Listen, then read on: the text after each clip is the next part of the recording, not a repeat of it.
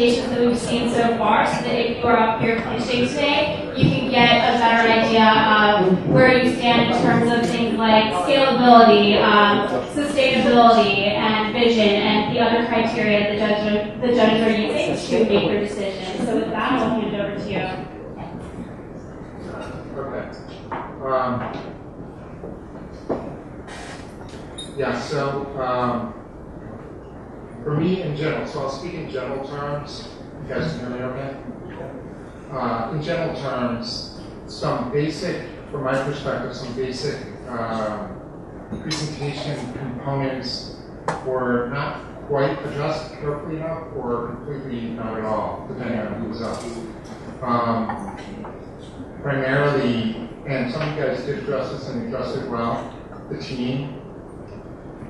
Number one is, as an investor, assuming that we are investors that you're pitching to, is your team.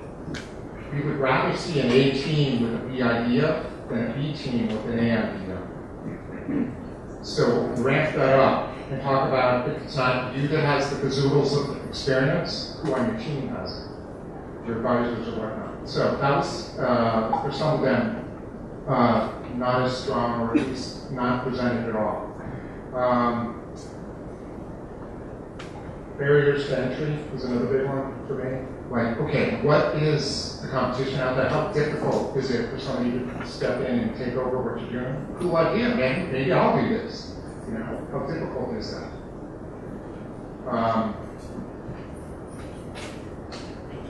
Yeah, some of them were a little confusing to me exactly what is the revenue model?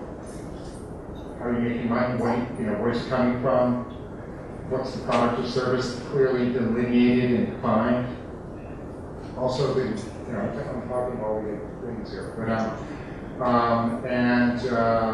sources and uses of the money. So I'm raising X dollars. How many of you guys did address this? But I'm raising X dollars. We're going to be using it for these things.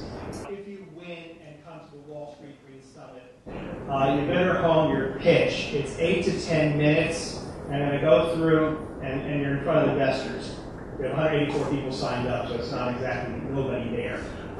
First of all, very simple metrics: value proposition, management team, market opportunity, competitive analysis, capital raise, and exit. No one mentioned exit. And I sit on the board of SJF Ventures, which has only done trade sales, no IPOs in the last several years. So I think it's important to look at how you present yourself and what is the value proposition. But competitive analysis, don't act like there's no competition out there. There are other people out there doing the same thing in a different way.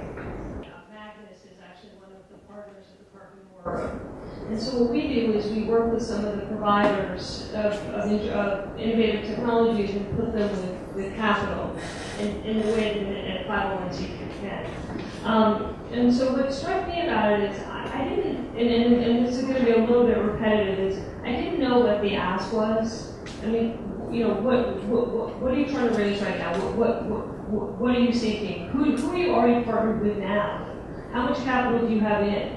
What's your next step? Those were basic questions. Also, for me, partnerships. If you're working with folks, one of the technologies was talking about the military. I mean, that's kind of an interesting tidbit. Let's drill down on that and understand a little bit more who your customers are across the board. There was some clarity. I still don't know for some of these products how many kilowatts or megawatts are you actually producing, and then the funding to date, and then the exit for me as well. Thank you. This was, by the way, in general, this has been fabulous, so thank you for the opportunity. So at Agrium, we bring in companies to basically showcase their ideas.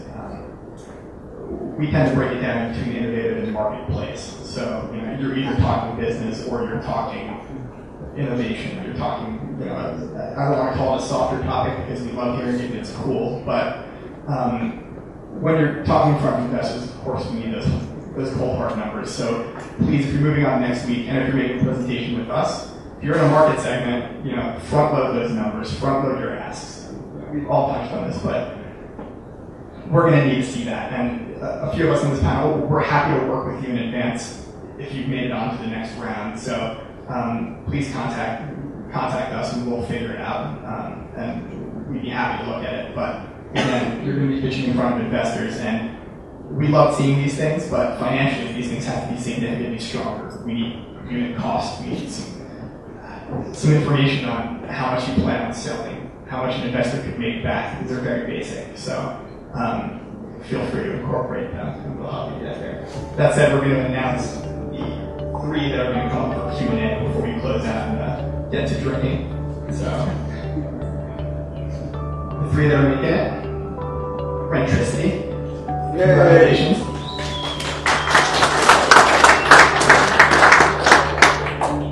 Zenasys Design and Build.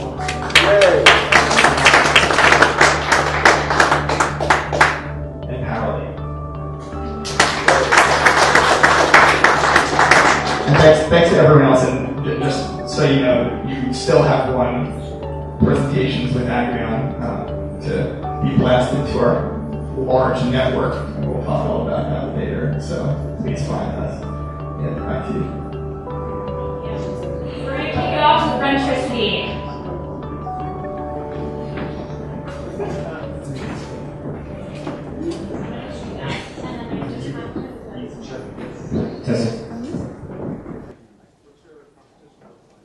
Well, this question about competition. The company has a couple of small competitors. One who happens to sell a product out of Oslo called ZeroPex. They have a different kind of technology. It's called a positive displacement pump. Very expensive, and it's not made here. So that's one benefit to Rentricity. The second company is a small operation on the west coast of Oregon that's doing project development. By the way, we could conceivably supply product to that gentleman at one point in time, and we could conceivably even source the ZeroPex product if we find the right facility for our own installations. The other place competition could come from is from large design engineering firms. Black & Veatch, in particular, on the West Coast, has mentioned that they're interested in this space, and in fact has cornered the lower California market with a couple of sites that they got some grants from the California PUC. So that's my competition right now. That's what I do. Who do you see as your primary clients? IOUs or municipal utilities? Well, if I had a choice between a private port utility and a municipal government, I'm going to go for that private. And as you saw on my slide, Pennsylvania, American Water, private company, or publicly traded private company, and also California Water Services. And the 2 others were a quasi-governmental authority and a municipality. Municipality, long sales cycles. So I'm going to always go towards the privates. The nice thing about our SEMS project and that development with Xylem, it opens up all these private entities that we can go after. So the chemical processing plants, paper pulp, so on. So we're very excited about that because it will allow us to scale. Who are your targets now? Who's your pipeline right now? Well, we are primarily targeting municipal drinking water utilities. All our current customers with our current offering, which is a 30 kilowatt to 350 kilowatt installation, single installation, are all in the drinking water industry. We just signed our very first deal with the New York City Department of Environmental Protection. That was a very long sales cycle. That was 2 years long. They don't like small companies, they like big companies. But we got in, and it's to actually look at 3 of the 14 wastewater treatment plants around New York City because we move so much flow for energy recovery, and those wastewater treatment plants use an awful lot of electricity. So that's our current target market. We have a very good pipeline that we hope will get us to 1.4 million in revenue this year, and we're excited about that. But our SEMS offering, our new product that we're developing with Xylem, includes 2 pilot sites. So we're kind of handing those carrots out there to a few of our current customers and some new water processors at the pharmaceutical right now to see if we can get them going as well. What are your unit economics like? Do you have a sense of what this is costing you per installation or per turbine? Yeah, the way we talk about it is either cost per watt or cost per kilowatt hour. On average, all of our installations are about 4 cents a kilowatt. So, clearly there's an economic benefit in cities or places in the Northeast in order for that to make sense, and you'll get some decent paybacks. The typical payback requirement of more utility is between 5 and 7 years. We also talk about it at a cost per watt basis. So obviously bigger is better. If we install a 350 kilowatt installation like we're doing out in California, we'll bring that in at $3.50 a watt and pay it back in 2 years. But if it's a 30 kilowatt installation, guess what? It's going to take $7.50 a watt to bring that in, and might be paying it back more than 7 years. So what's the story tomorrow? Okay, thank you.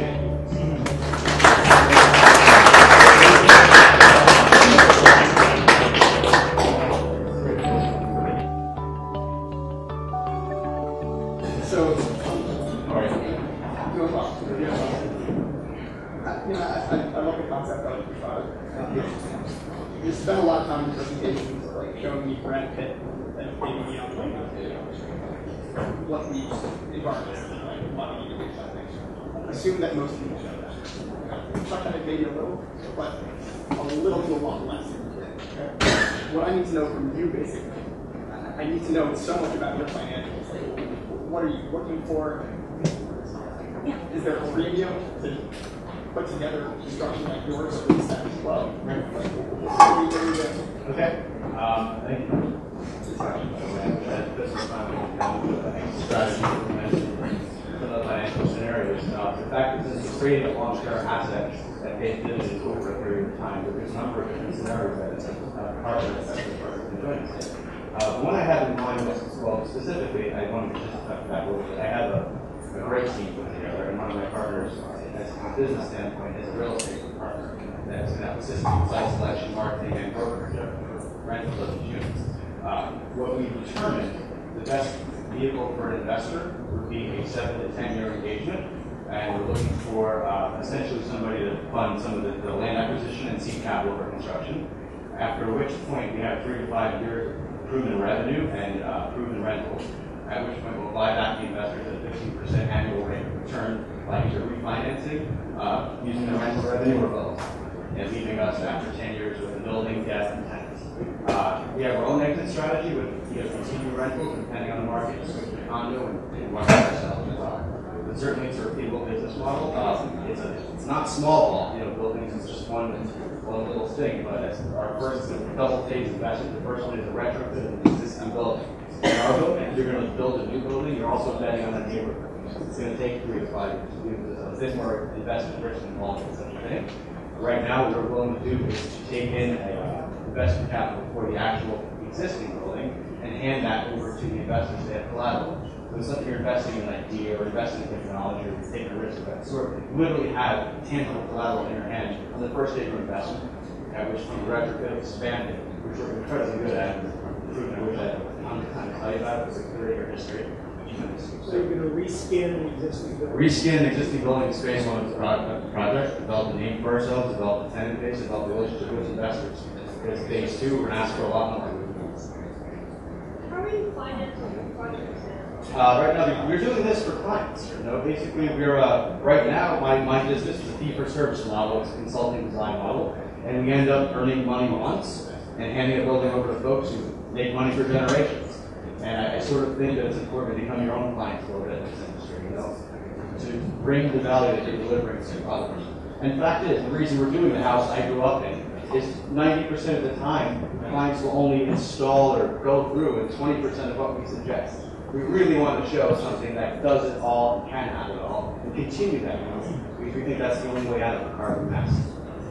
So what I would suggest is these questions that you just asked, you consolidate that, put that up front, so that within the first 30 seconds or minute of your presentation, you get what you're doing. Is there anything I can answer for you now that's left unclear? I'm sorry. Is there anything I can answer for you now that's left unclear? Probably. Yeah, I might have glossed over this, but I still don't know. How much are you asking for? I don't know, it would be in the neighborhood of $15 to $20 million for the first investment. Okay. Can we make that neighborhood like the street? It'll be on your building, actually. But, yeah. Like I said, it's not small ball. Competition. Well, frankly, no one's ever done this in the country before besides us. And my design team is literally related to it. We have the same blend. We're going to remain loyal and in a non-scenario with our investors. So, however, let me tell you a little about competition. It's the same thing as drilling a hole over a huge oil well, over a huge oil field. There's not much innovation in digging a hole. But the fact is, once we dig that hole, others can come and do it. In fact, they need others to come and do it for us to solve this crisis. Once that hole is dug, you're creating value over generation, over a long period of time. In fact, it doesn't matter who else does it. I know we'll be the first to do it. I know we'll be the first to do it for 10 years. But 10 years later, I want everybody to do it, because the more the merrier. You know, the revenue, the rental market is still going to grow. You know, housing values are still going to fall. Interest rates are being artificially kept low now. They're going to grow too. So everyone's being pushed into rental housing. And as far as the premium value over green housing, that's been proven and widely published in New York City, particularly in terms of the platinum and the visionary and Solera downtown, two of the greenest buildings. By the way, the PR person for those two buildings is on my team. Her name is Marissa Long. She's head of PR marketing at US Green Building Council. And she's coming onto my team, and she's on board with the very first building together. Usually when somebody tells me that you're the first, I say, I'm sorry to hear that. It's okay, I couldn't get paid for it either. Why is that? Tell me. Yeah. It's a pain in the ass being the first. I've had two companies that were the first. I've burned through so much money trying to convince people why the hell I should be doing this, or they should be coming out and doing whatever. Let me slow down for a That's minute. one thing. We're not the first to create a house. One second. Okay. The other reason is it's not that. The other reason is that there's a reason why you're the only one. The market might be too small. I don't believe that the rental market in New York City is small at all. In fact, it's mushrooming. The fact of the matter is the demand for greener spaces is growing in lockstep with consumer awareness of our climate crisis, which, by the way, is another mushrooming component of this market, the availability of the repeatable aspect of this business model. And you asked previously about my competition, which I think is, in fancy words, defensibility of this business model. Being first does lend itself towards that. Okay? Being the first to make a name and developing a brand around it, I think, might be helpful. I'm not trying to be Trump and put my name on every building that I do, but the fact of the matter is that once the consumers are in this building, I have a number of exit strategies, like I mentioned earlier. I can go into the cars, people can test drive these things, kick the tires, realize their indoor air quality is better than their buddies are parking down the street. You know, they're gonna, I believe it's gonna actually do a couple different things. It's gonna help solve our carbon crisis. It's gonna preserve the value of existing real estate. It's going to provide houses for this tremendous demand for housing in New York City that's nothing but growing. You know, folks with money don't want to put money into purchasing houses because they don't know where the dollar is going to go, they don't know where the values are going to go, so I believe the market is nothing. And I think the eco-luxury aspect of it, which I only touched on earlier, the ability to, with Cooper Union, I only mentioned the name of the school, we're the first people to ever create vegetative roof gardens in the country, Iceland. We do that by taking extracted heat from mechanical systems in the ground and pumping that heat into the soil of roof gardens. So the first time ever, people in Iceland are having local salads. They're growing tomatoes and lettuce and bananas outdoors while it's snowing outside. I'm talking about buildings that are doing things that other guys won't do for a while. And it's because we have a special grip on the field of thermodynamics. We know how to apply it on a consumer basis. Thank you. You're welcome.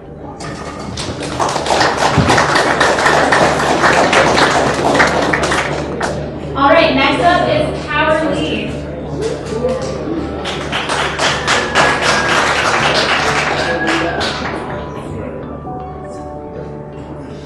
You mentioned cost for block. Sure. The Pure is about $4.50 a watt. So call it American residential system today. The Prime, which is bulletproof panels and can flood and God knows what else. That's about $15 per watt. And that is a very specific segment of the market. That is for FEMA, that is for DOD, that is for RAF, that is for NATO. That is not, those are elephants that we can kill, thank God. If not, we're not betting our business on it.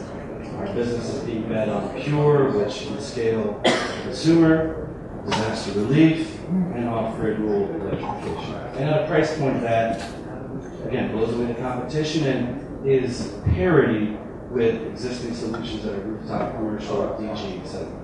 The military and the government, putting that aside, I do have some questions about that. Sure. Where do you market the units, the non-military?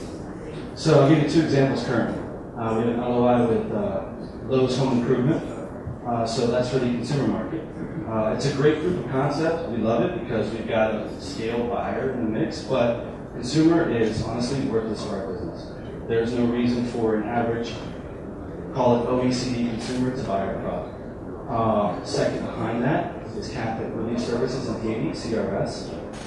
They match entrepreneurship with NGO dollars to foster entrepreneurship for electrification, specifically in Haiti.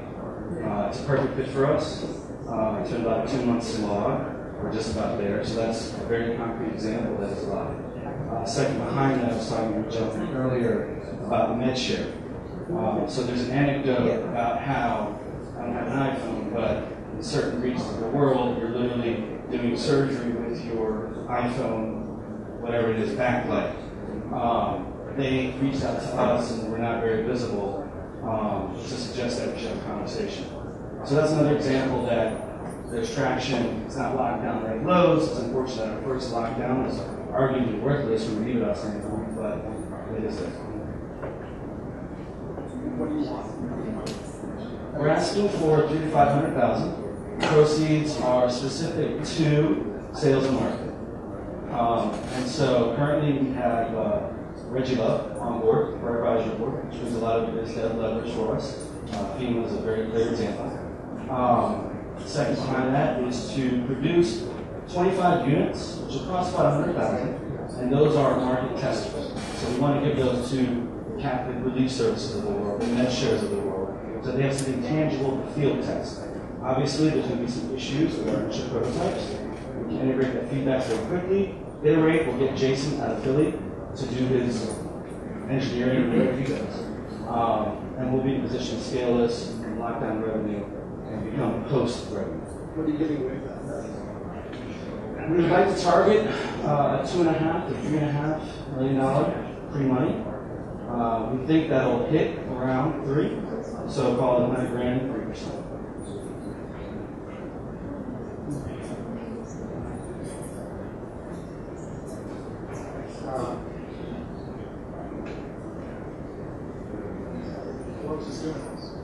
Sure. Two original founders, Jason Halpern and Patrick Murphy. Jason, so the original name of the company, you guys should look it up. It's called PowerFlower. The reason it's called PowerFlower is because it was an agricultural remote electrification solution. It was CSP, concentrated solar. So literally it was a flower. You had 4 petals that flew out and a little glass device in the middle. It didn't work. I mean, it worked, but it was not affordable, not something that could scale. So Jason has been engineering this for 4 years. It's patent pending. Peter Bressler, Bressler Group out of Philly, institutional design firm, stepped in on the advisory board. He has given us his good graces for providing design engineering. Jason has engineered this from the bottom. Patrick, a childhood friend of his, has been in the mix for a number of years, providing sales, marketing, and seed money to date. So the team is very robust. I am not an engineer. Anytime I get any technical question, I immediately three-way him in because it's not something I can answer.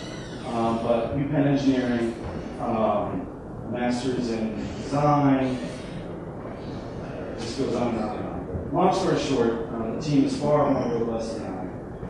We can provide an answer any of the questions that dive very deep into technology, integration, and go-to-market strategy. There are other competitors pitched by a company out of Michigan.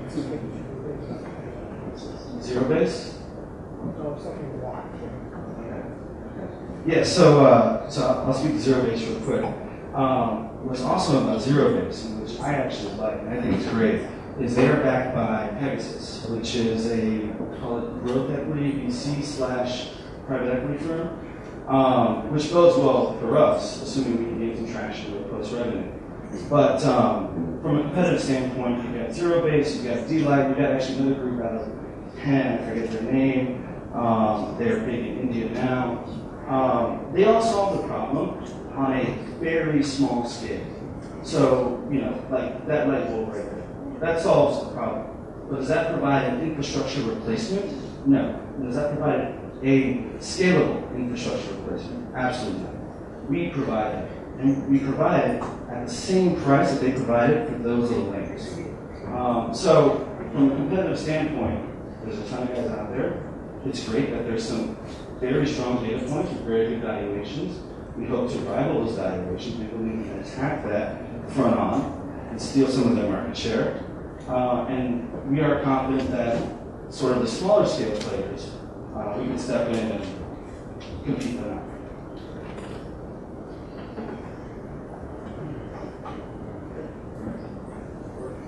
Happy to dive in anywhere else. Is Ren Tracy still here? Yeah. I got a question for you that it came to me and I couldn't help but maybe I misheard. Did you say your payback period is drastically increasing duration when you scale? Is this scaling right now to that degree? No. I misheard. It depends upon the size of the unit, and it's just straight economics. The smaller the kilowatt output, the longer the payback. Oh, okay. I completely reversed it, which is what confused me. Sorry. You can give it back to me. Cheers. Yeah, so. Thank you. Thank you.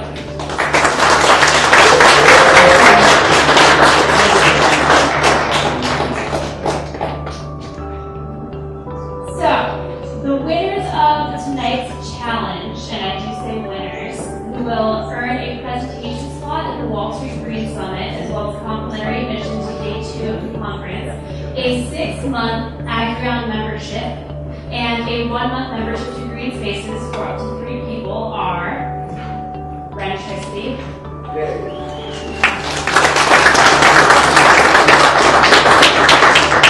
Genesis, and Powerly. All 3 of you will be presenting. Alright, so finally, I would like to remind you of the card you have in your hand.